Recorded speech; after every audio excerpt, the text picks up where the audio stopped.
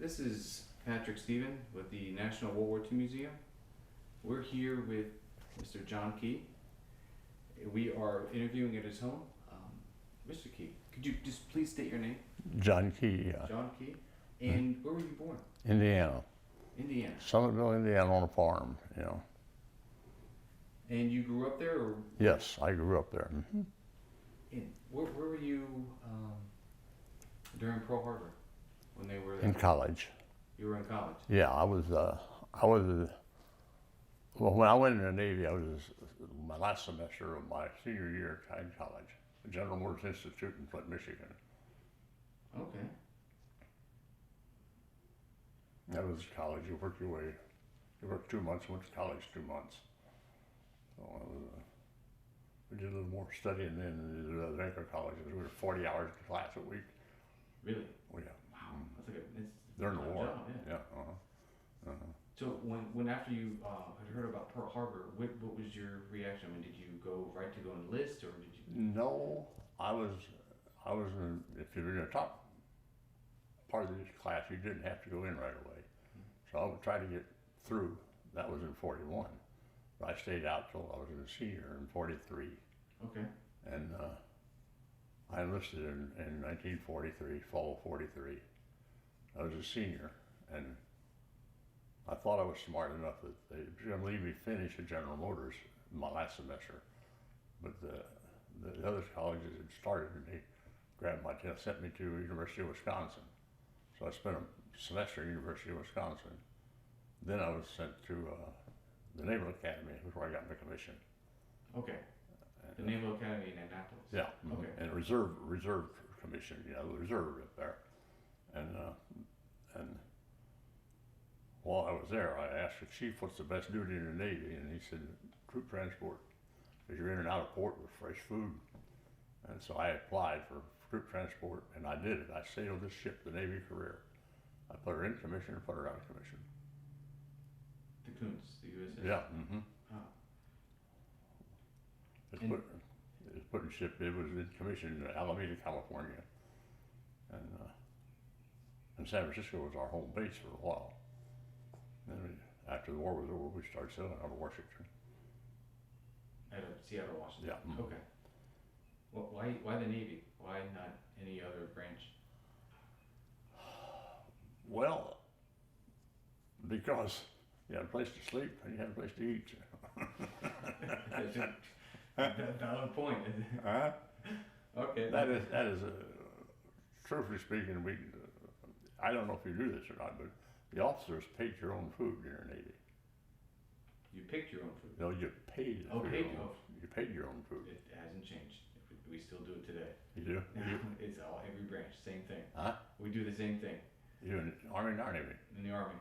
We pay for our own food all the time. Yeah, okay. They're paying for it. But anyhow, we had one man that ran the food on the ship. So we lived like kings on it. I mean, really.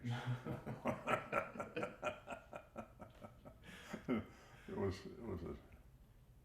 so horrible to see when. In fact, when we went over to Marseille and picked this 4,500 troop Patton's engineers up, those both suckers thought they were going home, and we took them to Okinawa. And they'd been over there 2 years, but we brought them on the ship and took them in and set them down to a table, the officers, with a linen tablecloth and a menu for breakfast. And they said, knock off your crap, you know. That's the way we lived. That was horrible.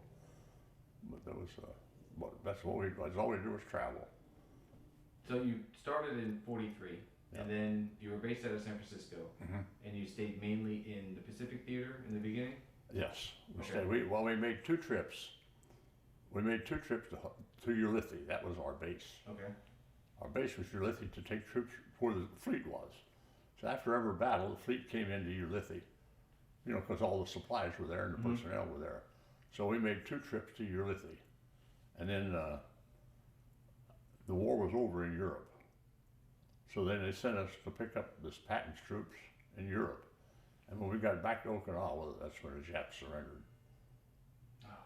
How long was it trip from San Francisco to Ulithi, that first trip, and average? Hand me my book right there, will you? I really It's about 14 days across there, I think, something like that. Okay. That's right at the equator, so that's the long way. You know, we could make the Pacific a lot shorter going up the great northern. That's the reason we were in Washington. From Japan to Washington, from Washington is a lot shorter than it is cumulatively to San Francisco.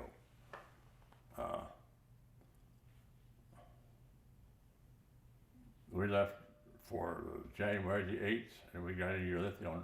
We stopped in Pearl Harbor and got here on the 23rd. 15 days, that was right. 15 days, yeah, you're right. That was right, 15 days, yes.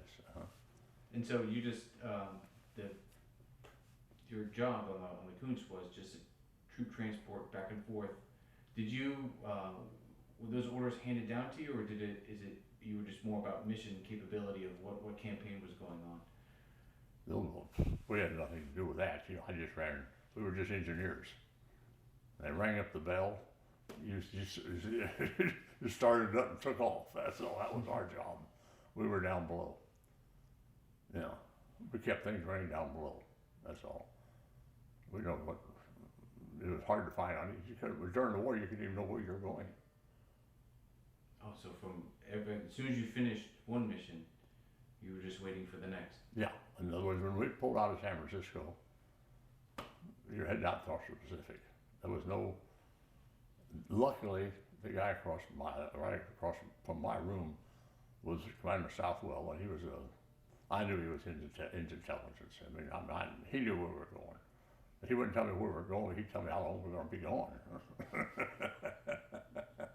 He would never tell me where we were going. Oh. But he would tell me when we were coming back, you know, but he was very nice, and I got to be good friends. No, we never knew where we were going. Well, in all of the, I guess, in all of the travels, did you ever, were you ever part of a battle or campaign? Did you ever witness something that was happening? Unfortunately, yes. Not fortunately. Our first trip out, we were sitting, is right a few days before they pulled out to go to Ewell. We were sitting up topside of the movie. And of course, everything there was blacked out. Everybody said, well, we were sitting out there with a movie going on. And there's a pilot sitting next to me.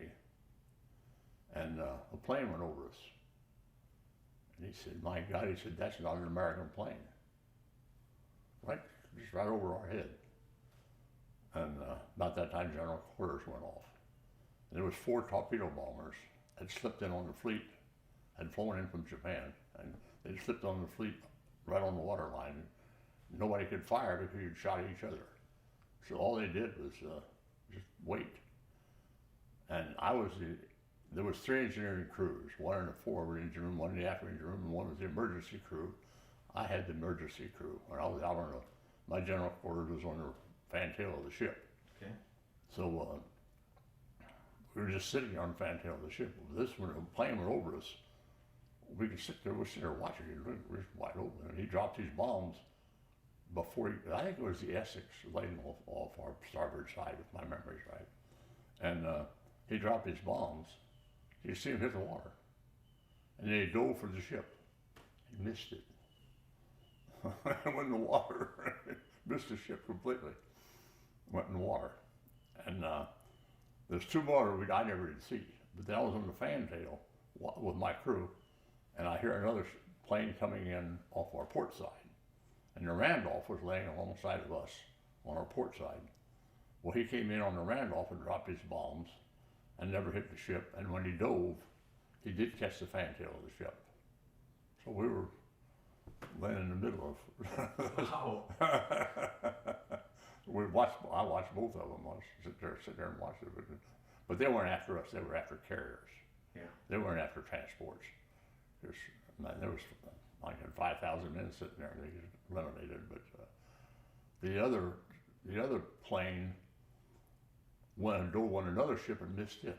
I don't know what ship that was. And the 4th plane, there was an island just the exact shape of a carrier. That's the only guy that made a direct hit. He smacked right in the middle of the mess hall in the middle of the island.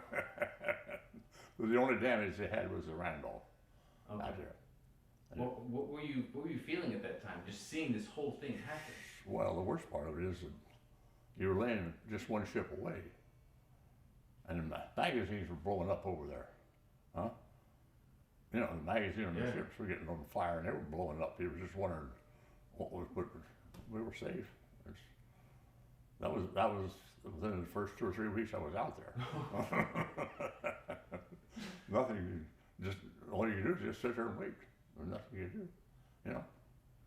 Wow. Feeling just lucky as heck that they went to the other ships. And that's the only other problem we had traveling. We always traveled by ourselves. In other words, most ships went in fleets, you know, but we always traveled alone. We were never in convoy.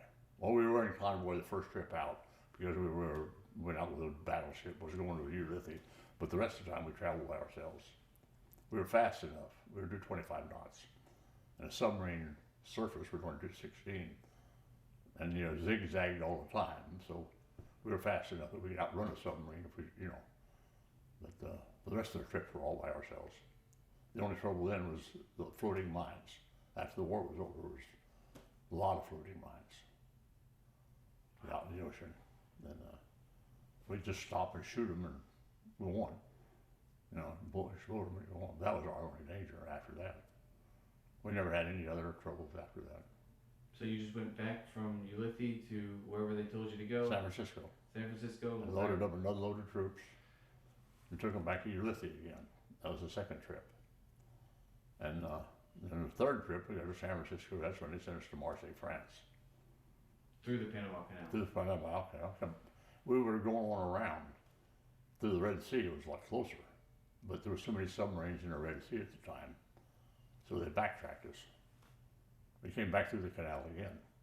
In other words, we came back the long way, across the Atlantic and Pacific, you know. We went across the Atlantic and Pacific, right at the equator. So that's the only reason it's a long trip. How long did that one take it?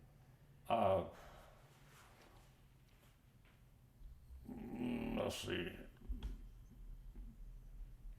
We left San Francisco on the 14th of June. We got into Marseille,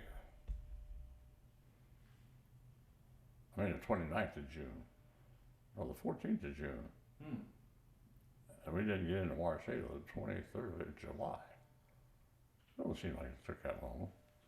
And then we came back through Pearl from 22nd of July till we hit Hanawee-Talk on the 21st of August. So it was a month across that way. A month at sea. Well, that was a month from Marseille, France to Hanawee-Talk. Okay. That was a month's pull, yeah.